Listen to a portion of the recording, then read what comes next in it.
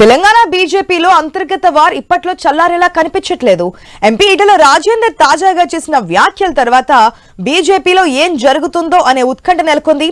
ప్రస్తుతం బీజేపీతో పాటు అన్ని పార్టీలు సామాన్య జనాల దృష్టి ఈటెల రాజేందర్ తో పాటు కేంద్ర మంత్రి బండి సంజయ్ పైనే ఉంది. వీరిద్దరూ ఏం చేస్తున్నారు, ఎలా స్పందిస్తారు అనే ఆసక్తి అంతకంతకు పెరుగుతూ వస్తోంది. ఇలాంటి తరుణంలో గవర్నర్ బండారు దత్తాత్రేయ నివాసంలో ప్రత్యక్షమయ్యారు ఈటెల రాజేందర్. బోనాల సందర్భంగా దత్తాత్రేయ ఏర్పాటు చేసిన పూజా కార్యక్రమానికి తెలంగాణ గవర్నర్ జిష్ణుదేవ్ వర్మ ఇతర రాజకీయ ప్రముఖులు హాజరైన ఈటెల ప్రత్యేక ఆకర్షణగా నిలిచారు.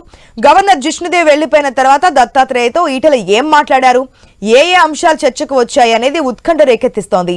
దత్తాత్రేయను కలిశాక ఓల్డ్ సిటీ బోనాల్లో భాగంగా వివిధ ఆలయాలను ఈటెల రాజేందర్ సందర్శించారు.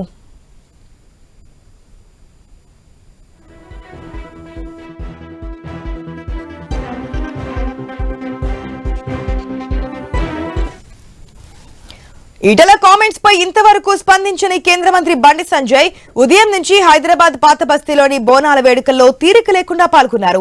చార్మినార్ భాగ్యలక్ష్మి అమ్మవారిని దర్శనానికి వెళ్లారు.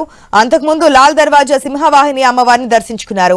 ఈ సందర్భంగా పాత బస్తీలో హిందువుల ఐక్యత, భద్రత గురించి ప్రసంగిస్తూ కొన్ని సంచలన వ్యాఖ్యలు చేశారు సంజయ్.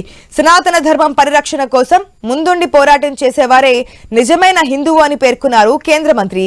అంతేగాని స్వార్థంతో తాను బాగుండాలి, తన కుటుంబం బాగుండాలని కోరుకునేవారు నిజమైన హిందువు కాదని విమర్శించారు.